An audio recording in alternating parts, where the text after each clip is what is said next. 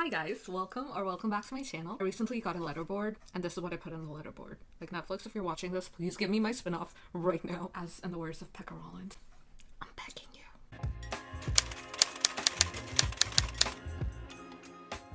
Yeah, I have a lot of thoughts about the show and how season 2 went about. I've had time to marinate on it, meditate on it, think about it excessively. I thought a fun way to summarize all my thoughts on the show would be to do a tier ranking list of all the main characters in season 2. And I love tiers, mostly cake tiers like Amita, but I like these tiers too. So these are my tiers. Up at the top is she ate, she feasted, she consumed, devoured, left no crumbs. She ate, feasted, consumed, devoured, left no crumbs.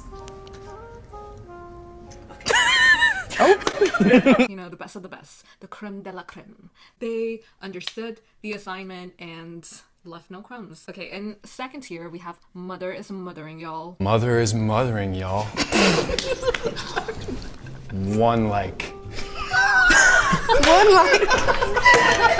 It had really good material, but it was not like the best of the best, but it was still actually really good. So that's my second tier. Third tier is, it's good, smiley face, because yeah, it's good. It was decent material. Fourth tier is it's giving lukewarm agua. The only reason I put agua is because I was doing my Duolingo at that time. So yeah, this is very lukewarm. Didn't really care much for it. It didn't really help the storyline too much in any way, but it was still decent. It was okay. It just didn't blow me away. And then, man, this is a Wendy's. Very out of pocket. Like, why was this a thing kind of vibe? And at the bottom, we have a bombastic side-eye. Bombastic side-eye. Criminal offensive side-eye. I've been watching way too many edits of Kaz in his bombastic side-eye because he was giving us bombastic side-eye one after another the whole entire season, and I have seen so many edits of it on TikTok. It's embarrassing. But I thought that was a little too mean, so I put parentheses friendly. Yeah, but friendly was an afterthought. And I put a smiley face. But yeah, I have all the other characters right here. Let's just get right to it. First off, we have Bagra. I'm gonna put it in... is giving lukewarm agua. Do really like Bagra. I just thought she was more compelling as a character last season. Time when she was explaining her backstory and everything, it should have been this really pivotal point in the season, and I just didn't connect to it in that way. It kind of blew past my head. Honestly, all I cared about were the crows. The Shadow and Bone storyline really fell flat for me this season, and this has been the general consensus. There were moments that I really enjoyed, but compared to the crow storyline, it was falling flat. Bagra fell victim to that, so I'm gonna give her the it's giving lukewarm agua spot. Okay, next up we have David. I'm gonna put David in It's Good. When he abandoned Genya, I was like, what? He abandoned Genya? How can that be? It's David. Then he had the I know metal scene, and that was just so captivating, and it had me in tears. And then his dad really got to me. I was crying, and if you saw my reaction videos, you just know how embarrassing it was. You could literally see the formation of the tear in my eyes. The angle at which I put my camera that day was so bad. It's so embarrassing looking at those videos, but yeah, it happened. He died. I remember talking to one of my friends about it, and she was like, oh, it felt like a Titanic moment, because the dumbwaiter seemed like it could have had David in there, there was enough space, but they gotta comfort the jugular and emotionally destroy us, so David wasn't in there. But I feel like he could make a comeback. I'm not ready to accept the fact that he died. Genya, I'm gonna put her in Mother is Mothering y'all, because Daisy gave us a stellar performance. She was amazing, but some of her scenes with the darkling fell kind of flat for me, but she made up for it with all of her scenes with David. I really enjoyed them, and I think Daisy is a really good actress, and Genya is one of my favorite characters. Okay, wylan. Immediately she ate, feasted, consumed, devoured, left no crumbs, because wylan Vanek, you were a national treasure. I love you. I love you so much. You have no idea. Him with Jesper, phenomenal. And also the way they tied in a story with the phosphorus bombs that he manufactured for Kaz to fight against the darkling, that was so clever. I really like what the writers room did there with wylan, and I'm really excited to get to see him hopefully in the Six of Crows spinoff, because I know there's an episode dedicated to him, and I really want us to dive deep into his story, because there's just so much story to tell. We don't really know a whole lot of wylan just yet. There is so much more, and it'll be a treat to watch it, and I really want to see it. Some specific scenes that really stood out to me for wylan was the moment where he was discussing about Albie with Kaz. That's when they were leaving out little crumbs that, hey, wylan has a backstory that we still haven't touched into. And every scene with Jesper, the chemistry they had was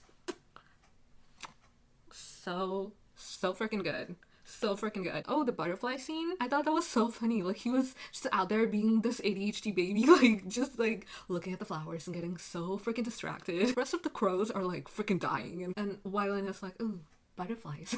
He is the perfect wylan, and I think we can all agree on that. Jesper, I think we already know. She ate, feasted, consumed, devoured, left no crumbs. I loved him in season 1. Like he brought that little bit of like comedic jokes and a little bit of levity into the scene, because the rest of the crows are kind of serious, especially if you look at Cass. Like he's just such an emo baby. And I feel like Jesper being in there kind of neutralizes those scenes a little bit. And I love that they touch base on his backstory too. We only got to see his mom, and those scenes were so impactful. I think Kit Young is just a phenomenal actor. And even if you look at the deleted scene with Inej, like that was so impactful, and it really showed you the dynamic that these two people have as characters and how much they love each other and how much like they mean to each other. Every single scene with wylan was just, every wesper scene had me giggling and like so giddy, and I love them. I love them so much. And also Jesper with his guns, like they will always get me without fail. Like I will be fangirling, screaming, shouting, throwing up every time Kit Young is with his guns. Like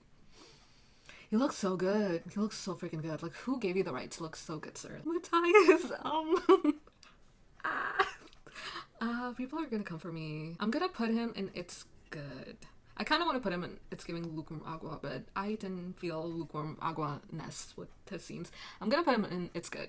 But I'm kind of mad because he was just stuck there in Hellgate the entire season. Like, we need to get Matty out of there. Guys, we need to do it. For Callahan, for the crows, for Callahan's grandmother. All those scenes he had with Nina, I kind of got confused initially because I thought, hey, they didn't have any intimate scenes last season that I know of. How were they like making out and like doing other business here? But then someone told me that those were his dreams, which makes sense because of the book code, the dreaded book code that we all know, you know. Matthias was dreaming again, dreaming of her. Those loaded 2 sentences that feels like a death sentence.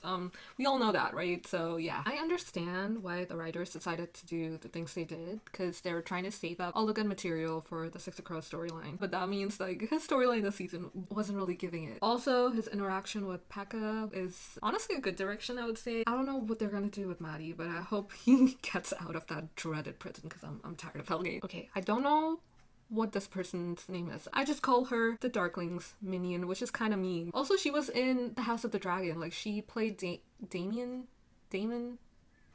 Who did Matt Smith play? I actually tried to watch that show. I got bored. But yeah, she played like the wife of like Damien, the hot uncle. Anyway, I wasn't really feeling her storyline at all. It was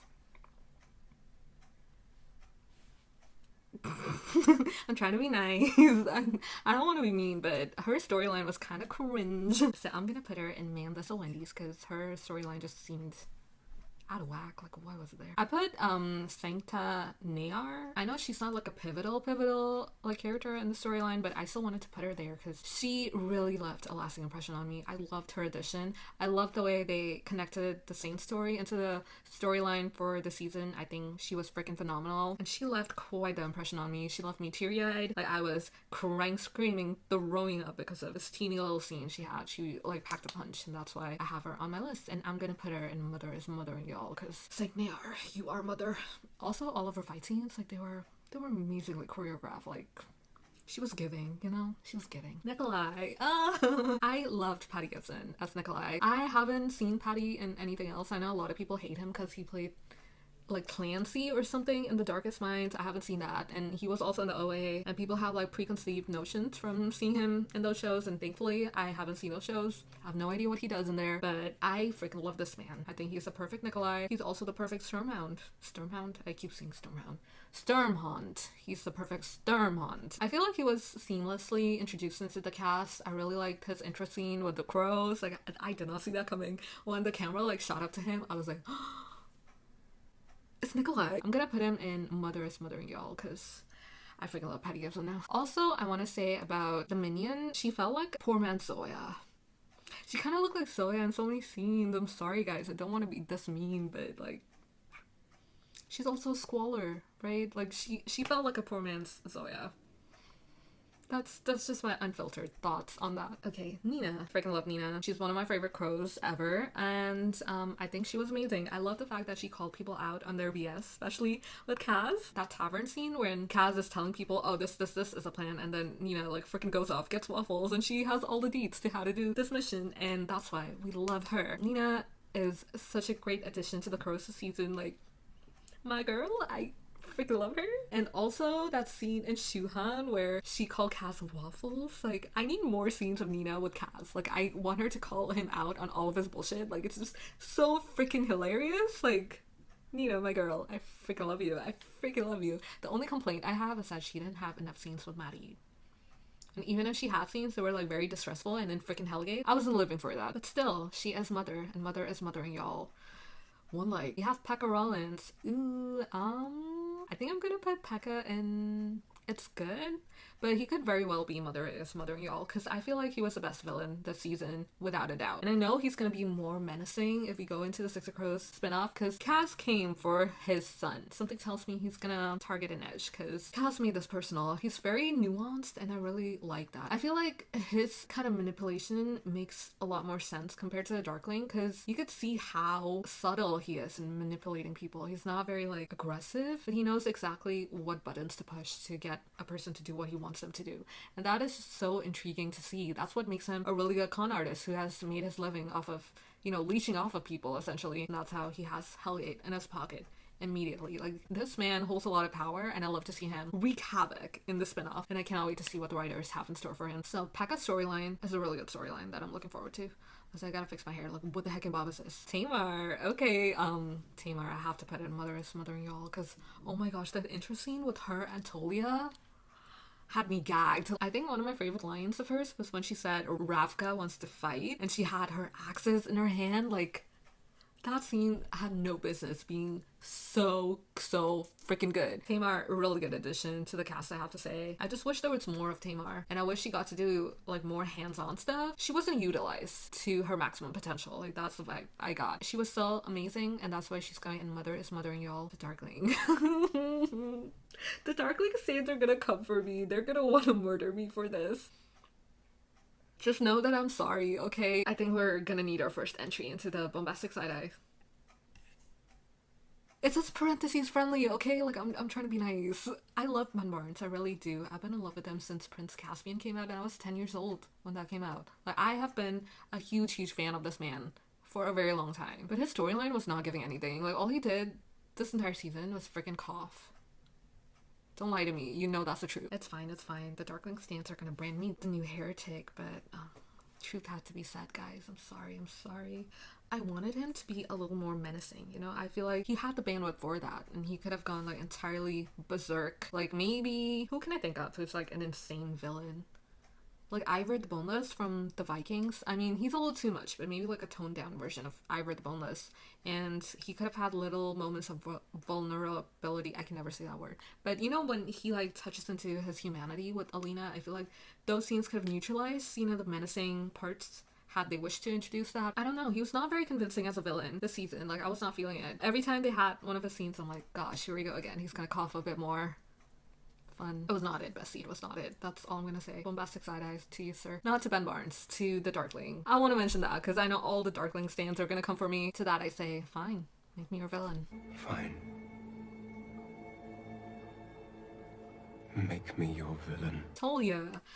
Freaking love him. We'll definitely put him in Mother. It's Mothering Y'all. I love Tolya. Louis Tan is so great and has amazing biceps. I do want to mention about, you know, the Inej scene that has everyone riled up. It's completely okay. I feel like people are reading a little too much into it. This big, bulky, muscular man has a crush on the Wraith. Like, I think that's so cute. And if you're someone that looks like Inej, like, freaking everyone should be falling at your feet, not just Kaz. Like, have you seen her? She is beauty, she is grace. You know, the endgame is the endgame is the endgame. Like, Kanej is always gonna be #1 supreme in my eye. I just hope they don't, like, drag it out and make it a whole, like, love triangle thing. I just wanted to, like, elicit some kind of jealousy from Kaz, because we know unhinged Kaz is, like, Oh my gosh, this man with tousled hair and like blood all over him is like so hot. Like so hot beyond reasonable doubt. Makes it sound like a legal matter. Your Honor. And also the whole fact with Tolya being ace. Like I have read the King of Scars duology. I thought that line where he said, I only need my books, something like that. I thought he was just trying to get people off his back. I didn't know that people took it as him being ace. Like, is it really, or is it like a throwaway comment? Because I thought that was a throwaway comment. You know those comments you make when you want people off your back? That's the kind of vibe I got from that line in the book. You know, if Leigh Bardugo has said that, could someone tell me where she said that? Because I need the receipts, Bessie. I need my citations. Zoya, my love. I want to put her in Mother is Mothering Y'all, but I'm just gonna put her in It's Good. I know it's kind of criminal of me to do that, but I feel like she was a little underutilized. Zoya in the books is this powerful scholar, and she has a lot of like capabilities and stuff like that. I didn't see them utilize like the whole extent of her powers in the show, if that makes sense. I feel like Zoya can give us so much more.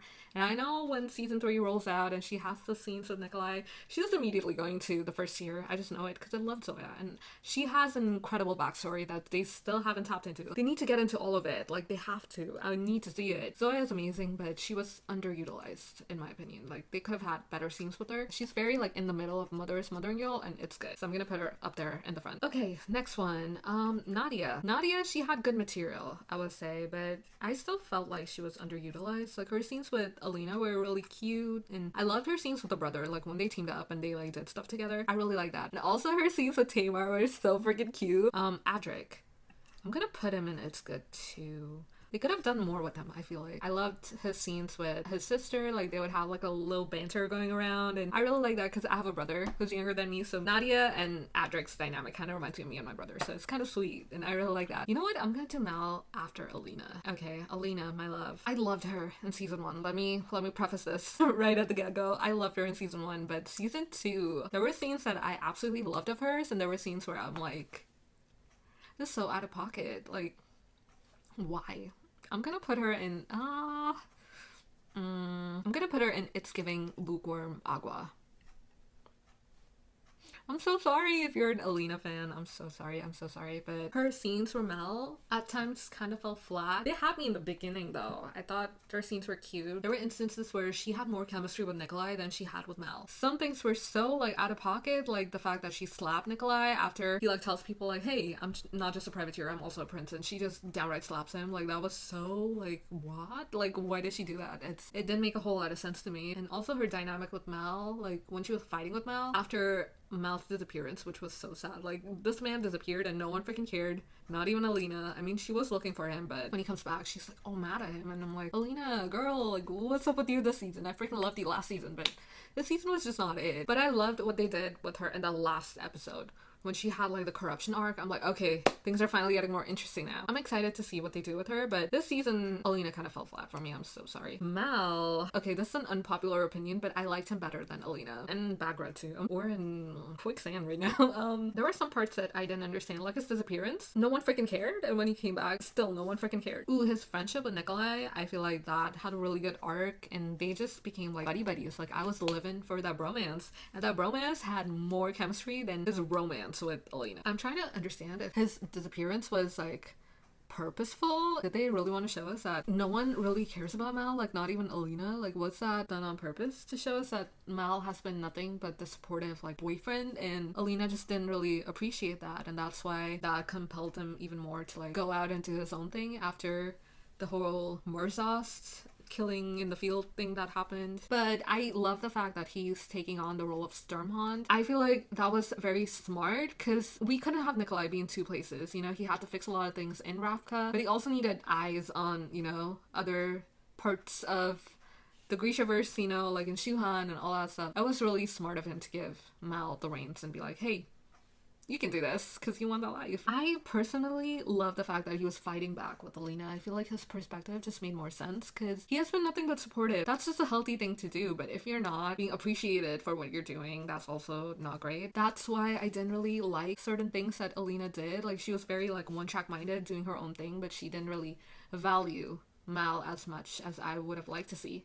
Because this man has been through hell and back for this girl. It was a lot. He got almost killed multiple times for this girl, and I really like Mal. And I feel like we also need to give him a little bit of a glow up, because that hair is just not doing it for me. I need Archie to grow out his hair. I know he can look really good, and we need a glow up for this man. Like, he needs to come all like glowed up and meet Alina again. That's just my opinion. Did I purposely leave the best for the last? Yes I did. Freddie Carter, Casbrecker. Immediately, she ate, feasted, consumed, devoured, left no crumbs. I freaking love Freddie. Like, everything he did, I was living for it. I was here for it. I'm like, sir, you were fantastic. The character of Kaz is so freaking complex. Like, half the time he has a poker face on, or he has a scowl on, or he's giving everyone the bombastic side eye that we all love. But, yeah, you have to like show little moments of vulnerability and moments of humanity within like little micro expressions, and you could see those little moments, those little pockets of humanity in Kaz, in those little modulations in his face or his tone, that I think Freddie Carter did a freaking fantastic job. Like, I'm obsessed with this man right now. He did such a good job. He's the perfect cast record. Like, in the books, it's very easy for us to know his feelings about Inej. You have full access to his thoughts and his feelings, but in a show you have to like be able to show those moments, and I think Freddie does that so freaking well. I think it was episode 3, you know, when he was helping Inej with the wound on her arm. Like, he comes up and he's like talking to her. You can see like the shift in his tone. Like, it's just so much softer, and it's not like, you know, the stone on stone raspy voice that he always has. It's very much like calm and like almost like he's in a place of peace with Inej. Like, it's just little things like that he's done so well. You can also see him like still keeping Kaz's touch aversion in his mind. Like, you can see little moments where he like flinches and like steps back. Episode 8, when Inej gets up, it's the church scene. Like, she gets up to like come closer to him, he like steps back. The "I'll have you without your armor" scene, the lines from the book were literally playing out in his head. Like, that hesitation where he almost said, "You, Inej, you."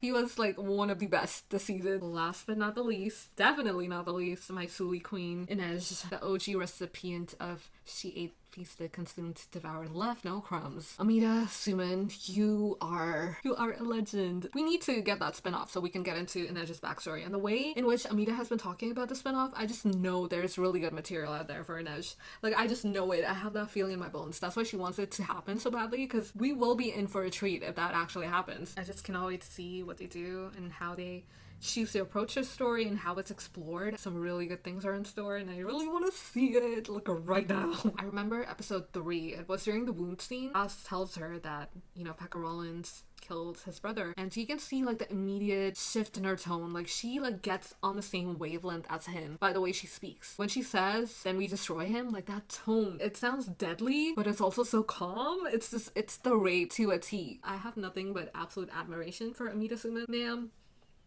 you are amazing. You're the perfect Inej. If we don't get that spinoff, I'm gonna be so mad, because I just know she's gonna give it her all. Her dreamscape, I have no qualms about that. I know a lot of people out there are like, "Oh, why are they almost kissing?" Like, okay, random person, this happened in her head. Like, she can think of these things in her head. Like, it's not even like actually happening. You need to be able to communicate these feelings that she's having to the audience who have not read the books. Like, they need to know somehow, right? Y'all just want these two people to like live in their trauma for the rest of their life. Like, I see why. But yeah, this is my definitive tier ranking list. Yeah, if you guys want to fight with me, feel free to do that. Feel free to use this template. I would love to see other people using it. And yeah, let me know your thoughts on Shadow and Bone. Like, what did you feel about season 2 as a whole? What are your hopes and dreams of like the Six of Crows spinoff? What do you guys want to see there? What do you guys want to see in season 3 if we potentially get a season 3 of Shadow and Bone? Yeah, just your overarching thoughts on the whole thing. I'd love to learn more about that and see what people are feeling. This is gonna be all my social links will be down there in the description box. Feel free to check them out, and I'll catch you guys in a new video. Bye. Please don't come for me, Darkling stands, please. I come in peace. Well, bombastic side eye kind of peace, but bye.